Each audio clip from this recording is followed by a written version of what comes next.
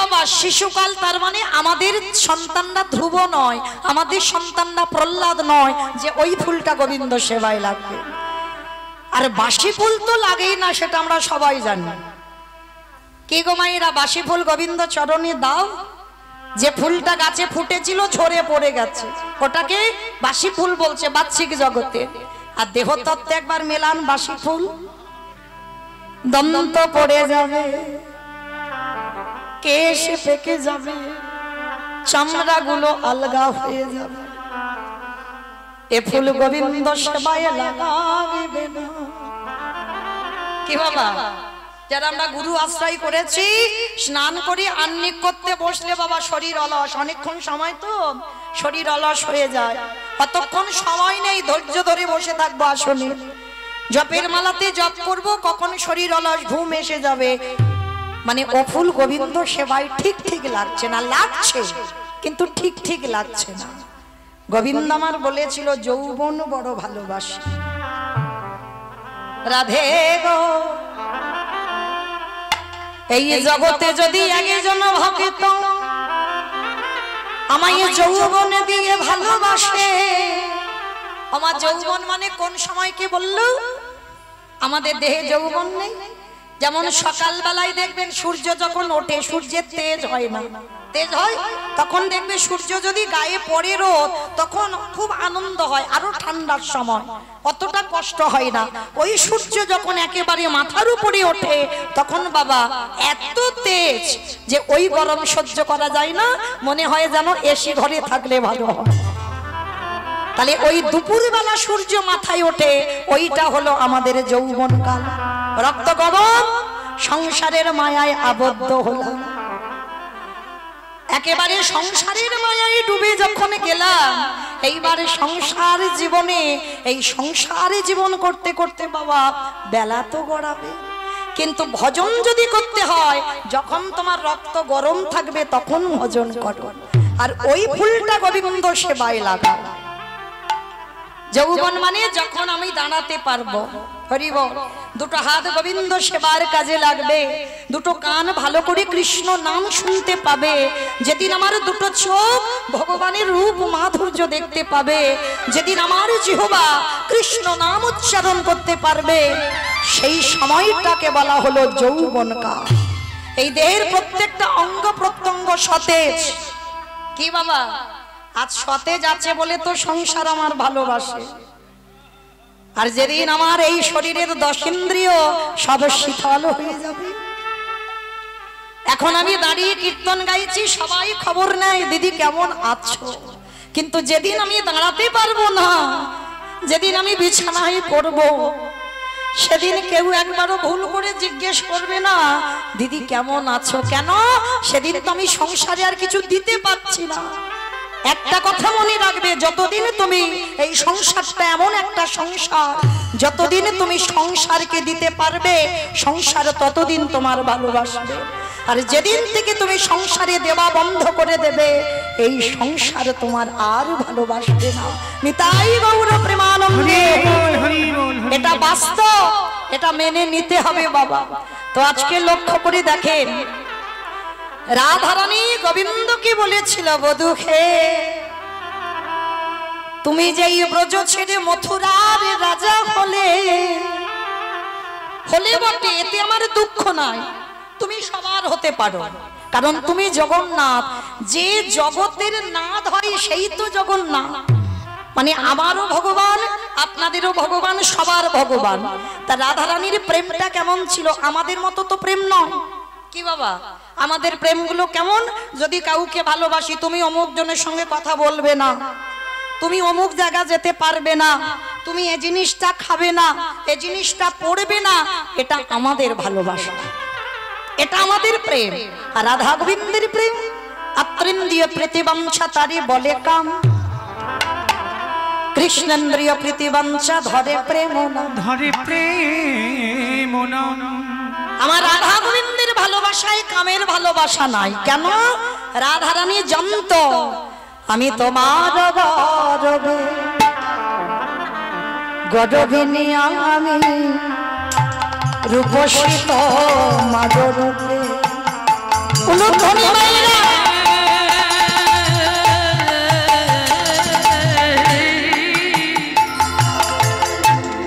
আমি তোমার গরমে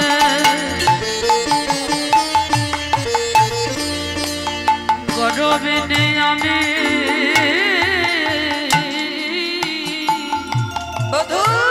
রূপসিত মারলো বলি হেন মনে করি অতটি চরণ বলে হেন মনে করি অগবধূ হে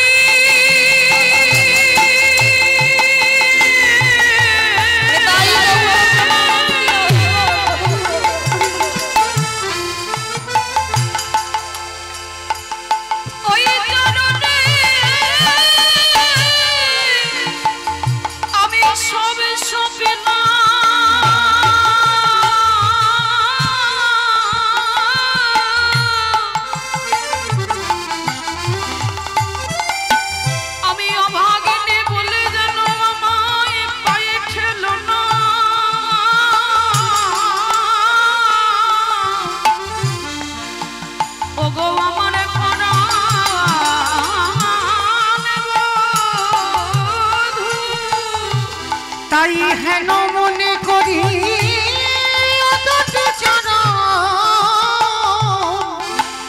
আবার সদাই রাখিব ধরে গো সদাই রাখিব অগহন মনে করি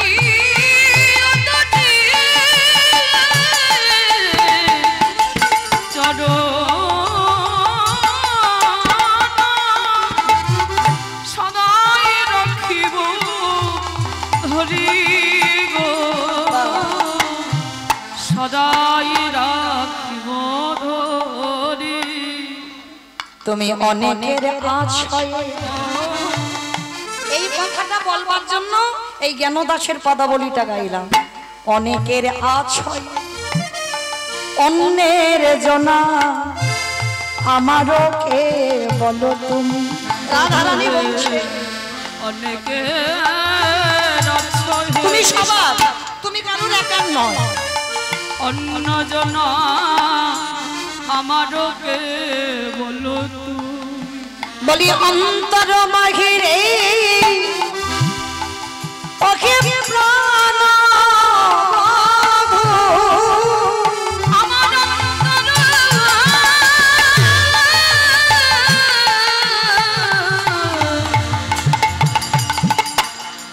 বাহিরে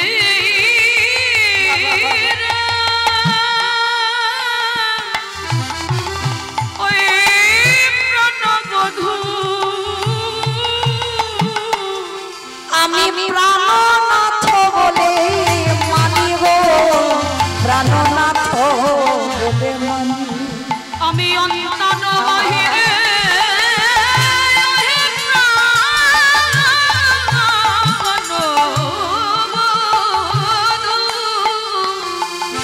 আমি প্রাণনাথ বলে মানি প্রাণনাথ। আস্তে এই হলো আমার রাধা গোবিন্দের ভালোবাসা। তুমি সবার হও তাতে আমার দুঃখ নাই, আমি তো জানি তুমি আমার প্রাণনাথ।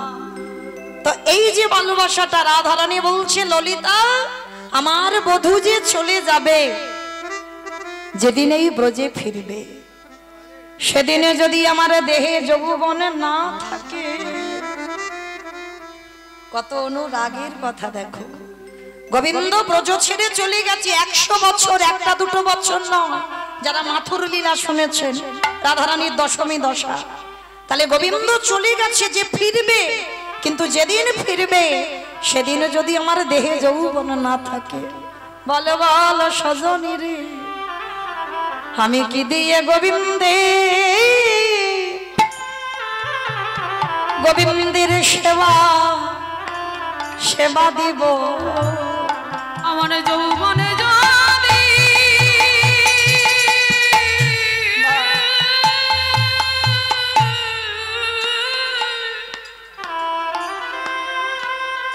রাধে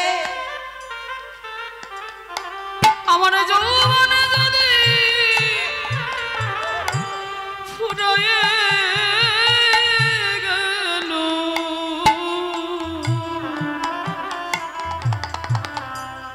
আমি কি দিয়ে গোবিন্দ বলে বলে সেবা করিব। ও মায়েরা, ওই জন্য বলছি সকাল সকাল ভজন করতে হবে, সকাল সকাল, বিকাল গড়ালে হবে না।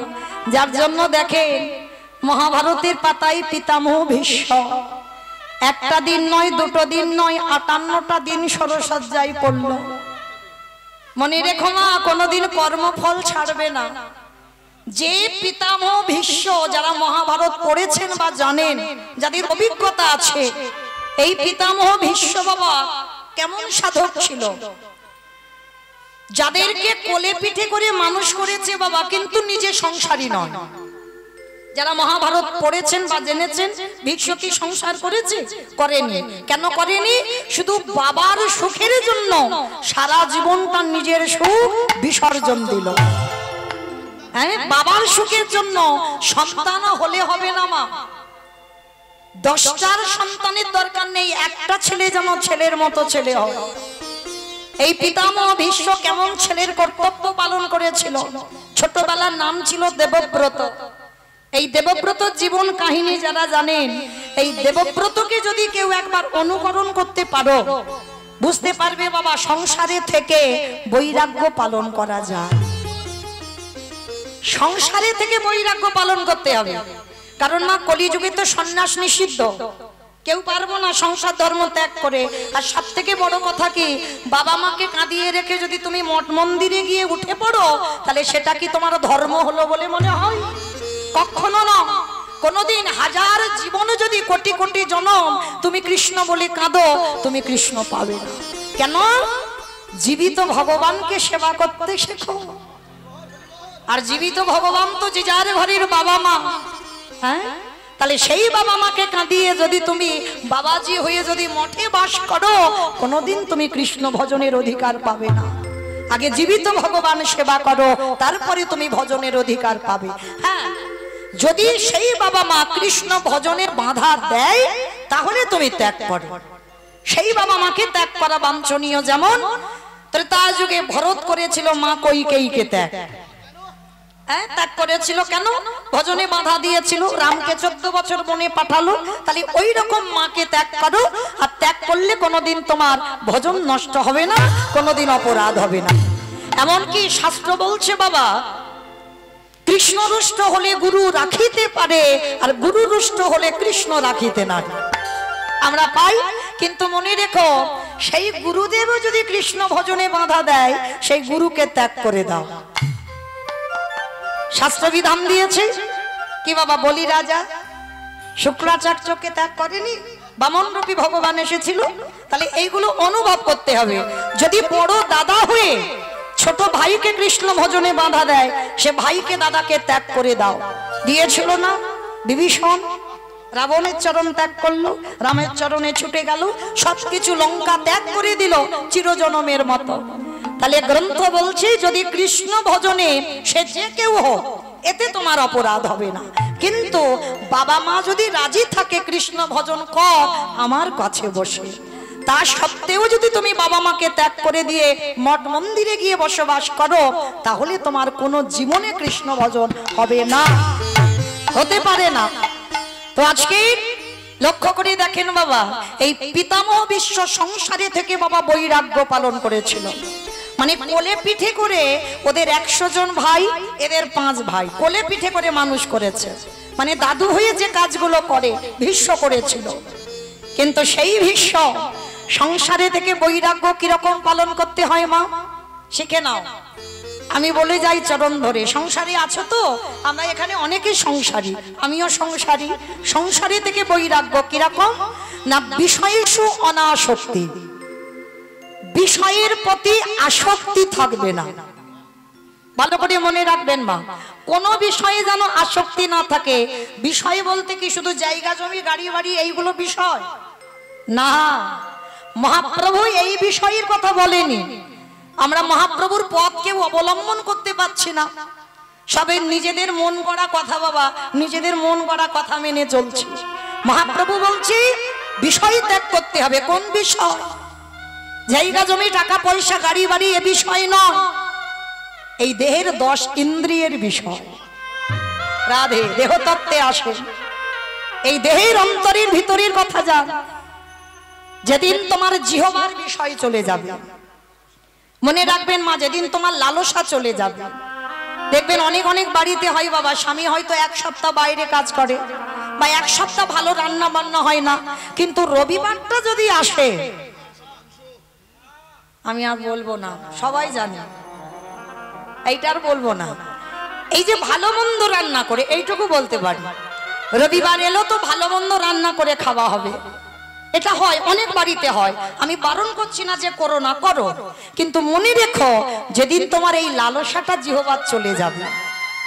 কলির মানুষ অন্নগত প্রাণ, একটু আলু সিদ্ধ অন্ন, মানে অন্ন যদি না দিই তো হরিবল হয়ে যাব, কোন রকমে প্রাণটা ধরে রাখবার জন্য, কৃষ্ণ ভজনের জন্য শুধু একটু অন্ন পেলেই হবে, যে এটা খাবো ওটা খাবো সেটা খাবো, এইটার লালসা যেন তোমার মধ্যে না থাকে।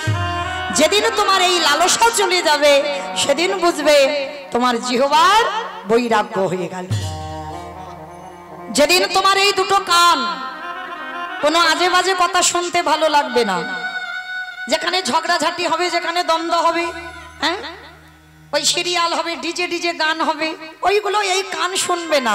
এই কান কোথায় একটু সাধু সঙ্গ, ভক্ত চরণ, কোথায় একটু ওই ভাগবত পাঠ, কোথায় একটু ভগবানের নিয়ে আলোচনা হোক, বন্ধু বান্ধবরা বসে যেখানেই বসি না কেন ভগবানের নিয়ে আলোচনা হোক, কান যেদিন ওই দিকে যাবে সেদিন জানবে তোমার কানের বৈরাগ্য হয়ে গেছে, আর অন্য কিছু শুনতে ভালো লাগে না কান।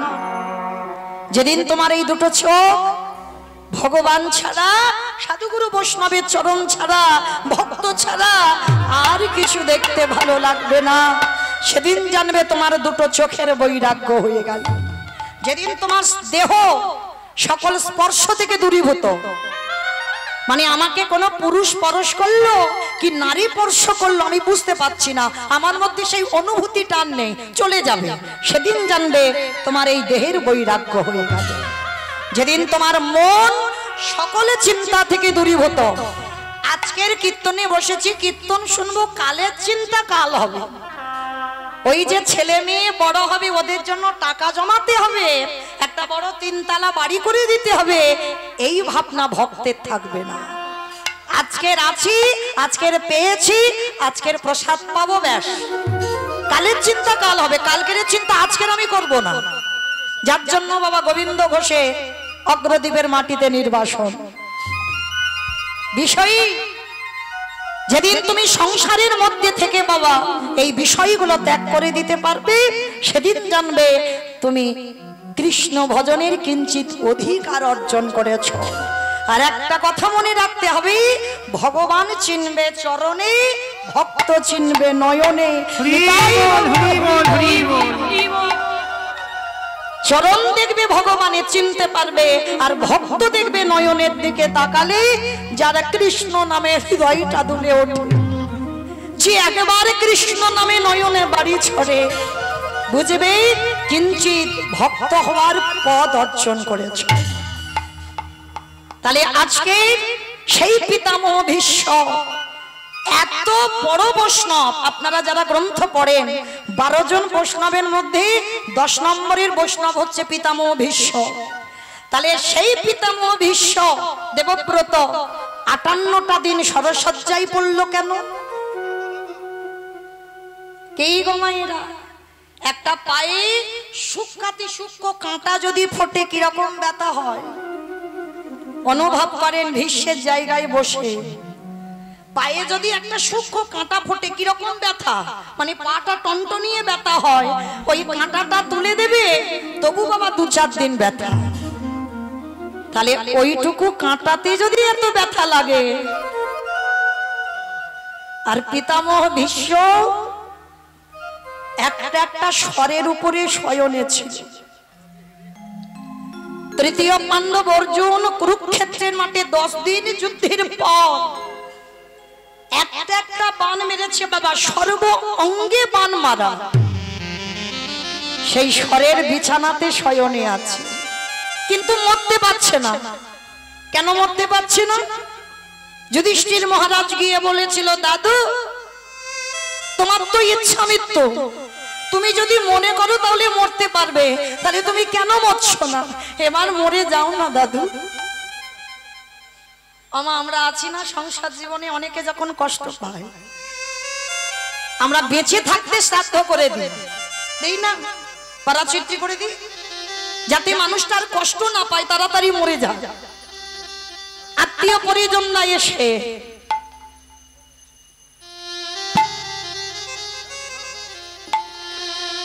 একটা উলুধ্বনি বল হরে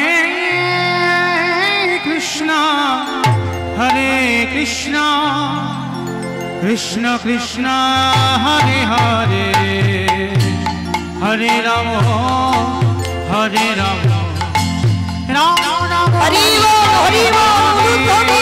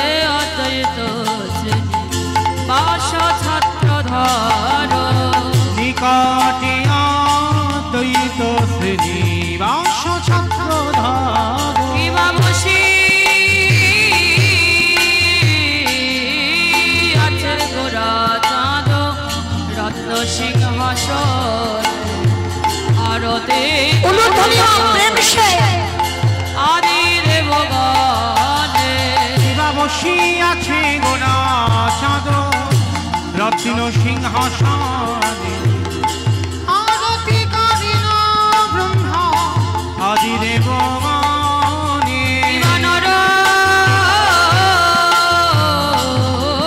হরি রাধে করি চাবর ঢোলা সঞ্জয় মুকুন্দ বসে আদি গা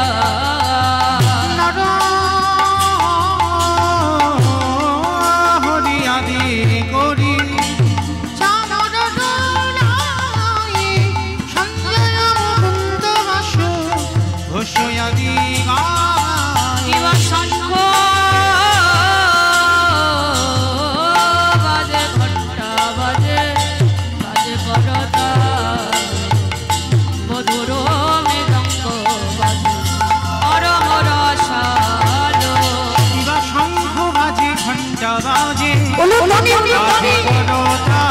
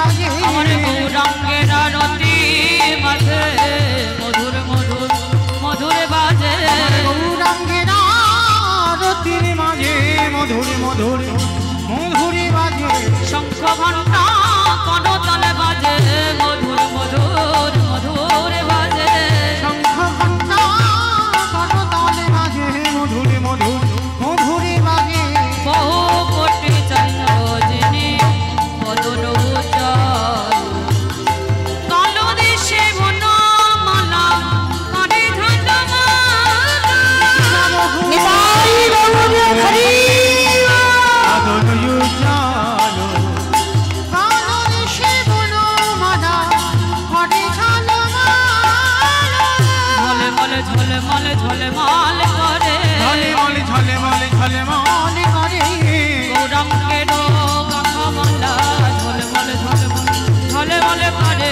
গলে কোনো ফুলের মালা ঝলমল ঝলমল ঝলমল আমার গলা ধরে রে গাঁথা মালা ঝলমল ঝলমল ঝলমল করে গলা ধরে গাঁথা মালা ঝলমল ঝলমল ঝলমল করে আমার গলা ধরে রে গাঁথা মালা ঝলমল ঝলমল ঝলমল করে গলা ধরে গাঁথা মালা ঝলমল ঝলমল ঝলমল করে কোটি চঞ্চল বদন উজ্জ্বল কলনে সেবন মালা করে ধন্যবাদ বহু কোটি চন্দ্র যিনি বদন উজ্জ্বল কলনে সেবন মালা করে ধন্যবাদ শিব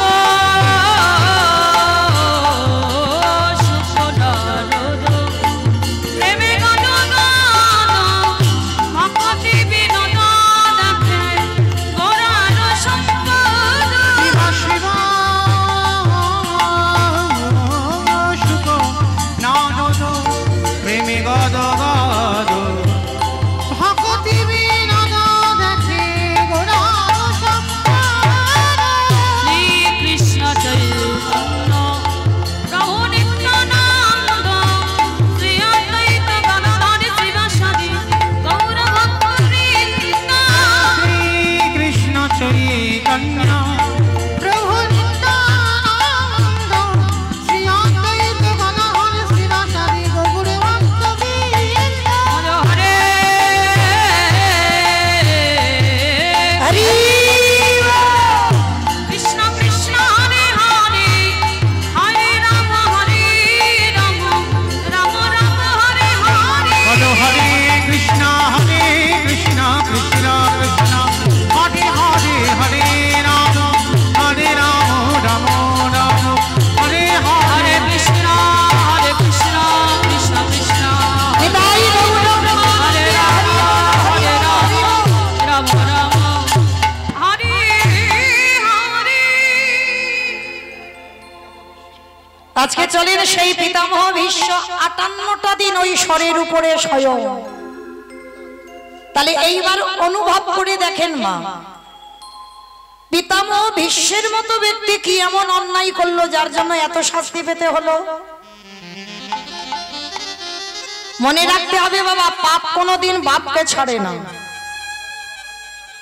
ব্যাংকে টাকা রাখলে যেমন 9.5 বছরে সুদ আর আসল হয়ে ডবল হয়ে ফেরে, তুমি যদি কাউকে কাঁদাও, তুমি যদি কাউকে দুঃখ দাও, জ্বালা দাও, যন্ত্রণা দাও, ও তোমার জীবনে রিটার্ন আসবে। কি বাবা, তুমি যদি কোনো জীবনে পরের ধন না চুরি করো, তোমার ধন জীবনে চুরি হবে? গান্ধারীর কি এমনি এমনি 100 ছেলে চুরি হলো? চুরি করে রেখেছিল বলে তো হলো, তাহলে কি হতো? তাহলে একটা কথা মনে রাখতে হবে, কারোর জীবনে কেউ দুঃখে আছে, কেউ সুখে আছে। হ্যাঁ, যারা যারা দুঃখে আছে বাবা, মনে মনে করছে বাবা অমুক জনের জন্য আমার জীবনটা বরবাদ, তাদের উদ্দেশ্য চরণ ধরে বলে যায়, যারা গ্রন্থ পড়েন, যারা ধর্ম বিশ্বাস করেন, তারা জীবনে এই কথা বলবেন না। কারণ মনে রাখতে হবে, কষ্ট পাচ্ছ কারোর জন্য নয়, দোষটা নিজেকে দাও। আমার অন্যায়, আমার দোষ। আমি যদি জীবনে ভুল না করতাম, তাহলে আমার সঙ্গে ভগবান এটা করতে পারত না। আর মনে রাখতে হবে বাবা, ভগবানের হিসাব একেবারে সূক্ষ্মাতি সূক্ষ্ম হিসাব। ভগবানের কেউ আপন হয় না, আর কেউ পরও হয় না। যে ডাকার মতো ডাকে, ভগবান সারা জীবন তার হয়ে যায়। নিতাই গৌর প্রেমানন্দে হরি বল হরি বল। তা পিতামহ ভীষ্ম স্বরের উপরে শয়ন করে কৃষ্ণ দয়াময়কে প্রশ্ন করেছিল, কৃষ্ণ, আমি সরসজ্জায় পড়ে 100 জনমের চিন্তা করলাম। ভীষ্ম তো যেমন তেমন ব্যক্তি নয় বাবা, ইচ্ছা মৃত্যু, মনে করলে মরবে আর মনে না করলে মৃত্যু হবে না।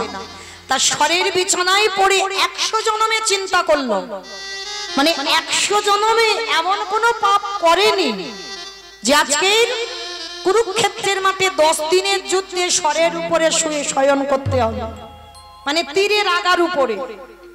তা কৃষ্ণ দয়াময়কে প্রশ্ন করেছিল, কৃষ্ণ, কি আমার অপরাধ ছিল? যে অপরাধের জন্য আমার এত বড় শাস্তি পেতে হচ্ছে, এত যন্ত্রণা, এত জ্বালা, 58টা দিন আমি কষ্ট পাচ্ছি। ভগবান আমার মুচকি হেসে বলেছিল, দাদু, ও দাদু, 100 জন্মে যখন গেলে আর একটু আগিয়ে দেখো না দাদু, 100 জন্ম পর্যন্ত যদি গেলে আর একটু আগিয়ে দেখো। আর যেই না পিতামহ ভীষ্ম আবার ধ্যানস্থ হয়ে 101 জন্মে গেল, যেই না একটু আগিয়েছে দেখতে পেল ওই ভীষ্ম সেই জন্মে এক রাজা ছিল। আর রাজাদের একটা অভ্যাস আছে মৃগয়া শিকার। ওই ভীষ্ম যে জন্মে রাজা ছিল মৃগয়া শিকার করতে গেছে, হঠাৎ দেখে না বাবা রাস্তায় একটা বিষধর সাপ। ভালো করে আস্বাদন করবেন মা, এইগুলো শোনার পরে না যদি কোনো কুকর্ম করতে যাও বাবা পাটা 10 বার পিছনে আসবেই, যদি কেউ একবার জানে এগুলো। তা যেই না সাপটা পড়ে আছে, রাজা মনে মনে চিন্তা করলো এই সাপটা রাস্তায় পড়ে আছে, যদি কারোকে দংশন করে।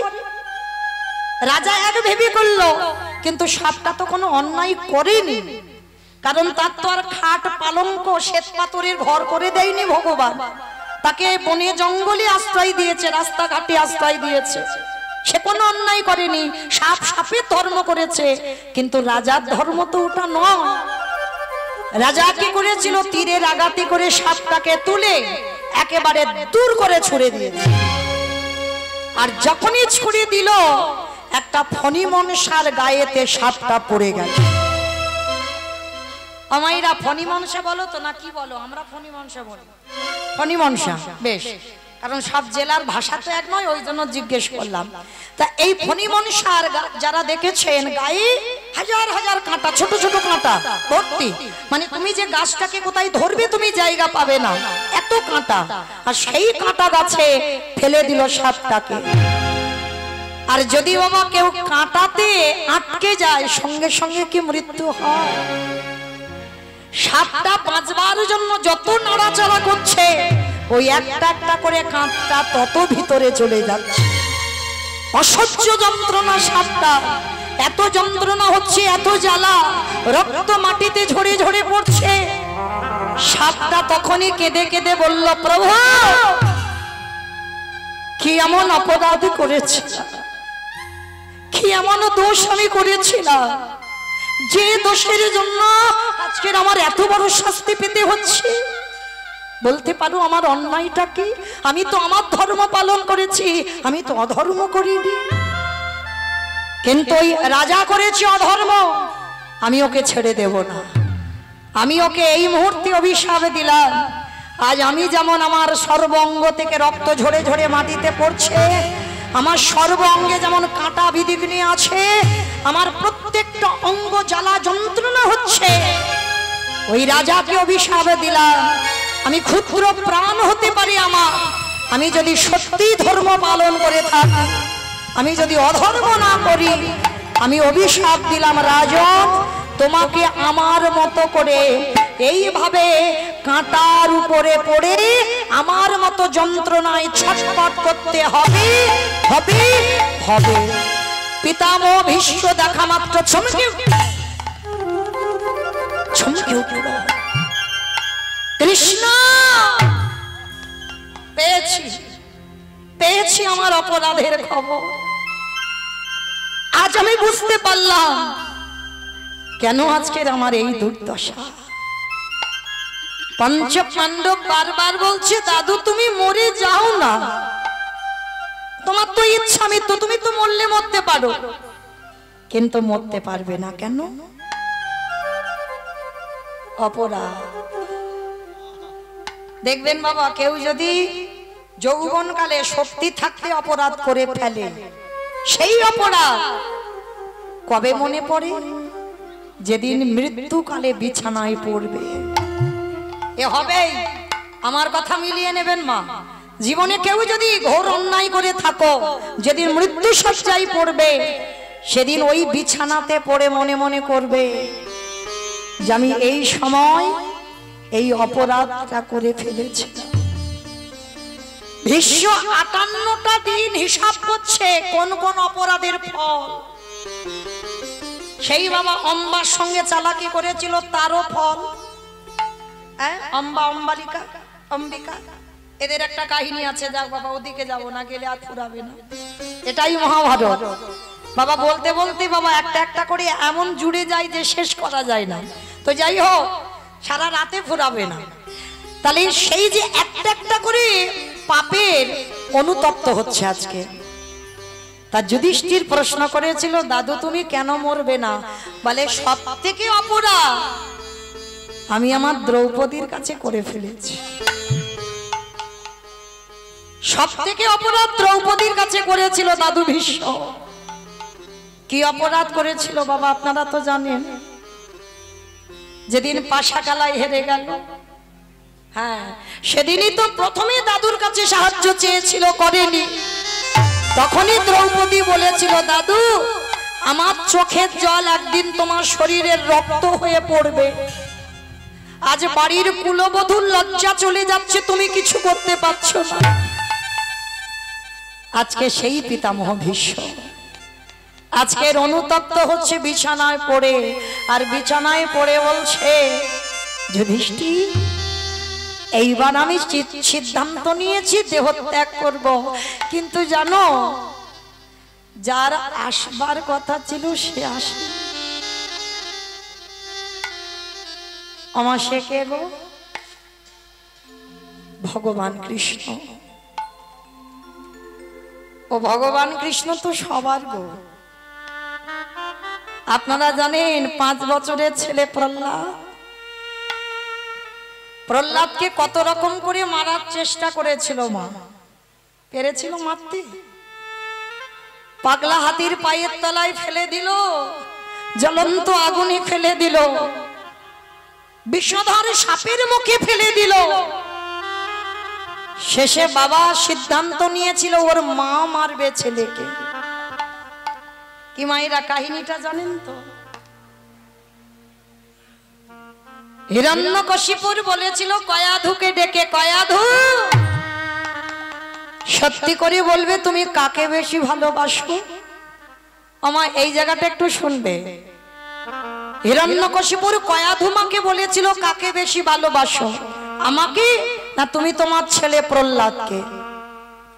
আচ্ছা মা আমি আপনাদের জিজ্ঞেস করি, বলেন তো কাকে বেশি ভালোবাসেন, ছেলেকে না স্বামীকে?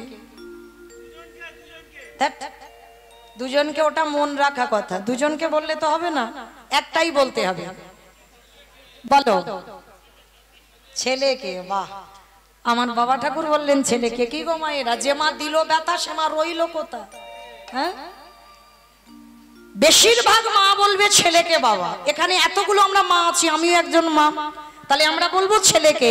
কিন্তু কয়াধুমা এক বাক্যে বলেছিল, আমি আমার ছেলে নয়, আমি আমার স্বামীকে ভালোবাসি। আচ্ছা মা বলতে পারবেন যেটা আমরা বলছি সেটা কয়াধুমা বললো না কেন? প্রহ্লাদ যার জীবন ছিল, যার প্রাণ ছিল, সেই কয়াধুমা বললো আমি আমার ছেলের থেকে হিরণ্যকশিপুরকে বেশি ভালোবাসি। কেন বলল? কয়াধু তো সতী নারী ছিল গো। হ্যাঁ, কয়াধু জানতো যে ছেলেকে পাগলা হাতির পায়ের তলায় বেঁধে দেয়, যে ছেলের মৃত্যু হয় না, যে ছেলেকে জ্বলন্ত আগুনে ফেলে দেয়, সে ছেলের মৃত্যু হয় না। যে ছেলেকে পাহাড় থেকে ফেলে দেয়, যার মৃত্যু হয় না। যে ছেলের বিষধর সাপের মাঝখানে ছেড়ে দেয়, ছেলে মরে না। কয়াধুমা জানতো আমার ছেলের সঙ্গে কেউ নেই, কিন্তু তার হরি বন্ধু তার কাছে আছে। কেমন মা দেখো, কেউ নেই আমার ছেলের সঙ্গে, আমি নেই, ওর বাবা নেই, যারা কেউ নেই, কিন্তু তার হরি বন্ধু তো আছে। যার জন্য কয়াধু বলেছিল আমার ছেলের আমার দরকার নাই, কিন্তু আমার স্বামী যে বড় অসহায়, আমার স্বামীর কাছে কেউ নেই, তাই আমি যদি সত্যি সত্যি সাথী হই, আমি আমার স্বামীর পক্ষ নিলাম। বাহ বাহ কয়াধু বাহ, তুমি আমায় এত ভালোবাসো। তবে কয়াধু, তুমি যখন এত ভালোবাসো, যাও তোমার প্রহ্লাদ 3 দিন খাইনি, তুমি একটু খাইয়ে দিয়েছো।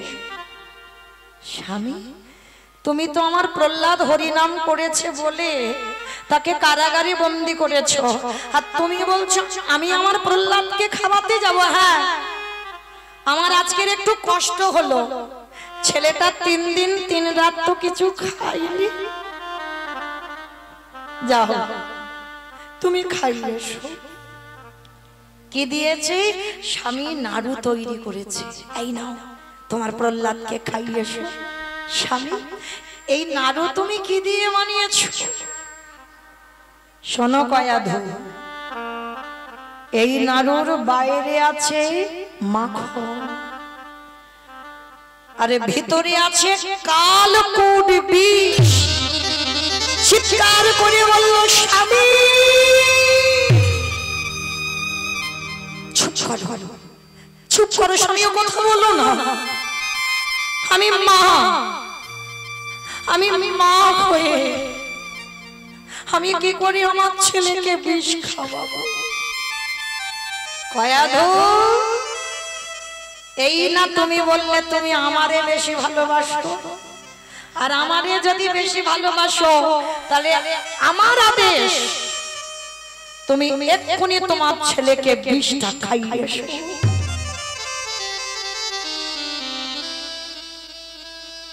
মায়েরা, আপনারা তো এখানে অনেক মা আছে, পারবেন ছেলের কষ্ট সহ্য করতে?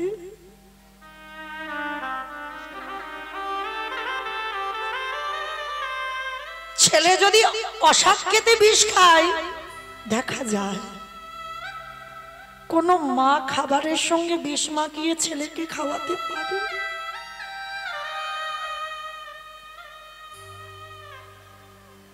তবে বাবা, জগতে শুধু জন্ম দিলে তো মা হয় না,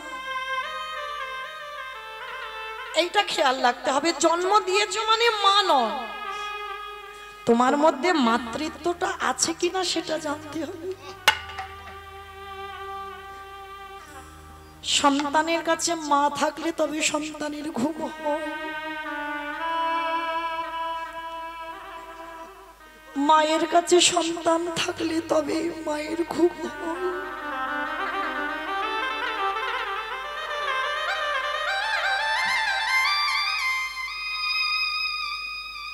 এই মা এমনই একটা বস্তু বাবা, যার মা চলে যায় সে জগৎ সংসারে চির কাঙাল হয়ে যায়। ভালো সবাইকে বাসে, ভালো সবাই বাসবে তোমার ছেলে, কিন্তু একজন মার মতো করে নয়। কয়াধু মা নাড়ুটা নিয়ে গেছে, প্রহ্লাদকে খাওয়াবে, বিষের নাড়ু। ছেলে প্রহ্লাদ 3 রাত কিছু খায়নি, 3 রাত সূর্যের মুখও দেখেনি। কারাগারের ভিতরে প্রহ্লাদ আর মা কয়াধু দরজার ধারে নাড়ুটা নিয়ে গেছে, বিষের নাড়ু। স্বামীর আদেশ পালন করতে হবে। কেমন মা দেখো, নাড়ুটা যেই না নিয়ে গেছে, প্রহ্লাদ কারাগার থেকে দেখেছে মা এসেছে, আর কারাগারের ভিতর দিয়ে একেবারে ষষ্ঠাঙ্গে দণ্ডবত প্রণাম। প্রথম মাকে প্রণাম, প্রণাম করে প্রথম দাঁড়িয়ে প্রশ্ন করলো, মা, ও মামা, আমার বাবা কেমন আছে গো?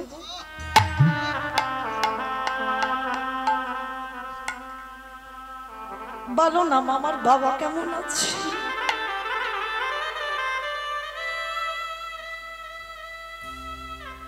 কয়াধু মা বলল, খোকা,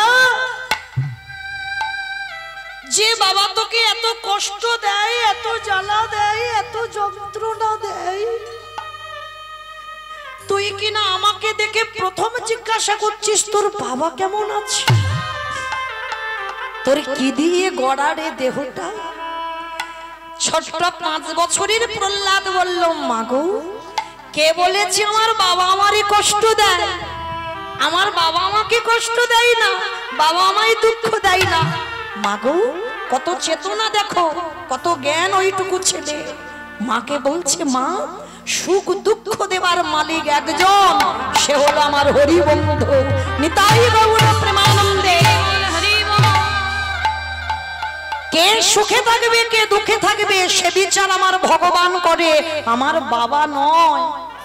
মাগো আমার বন্ধু চেয়েছে যে আমি 3 রাত খাবো না, 3 রাত সূর্যের মুখ দেখবো না, কারাগারে থাকবো, তাই তো আমি আছি। মা তুমি শুধু শুধু আমার বাবাকে দোষ দিও না।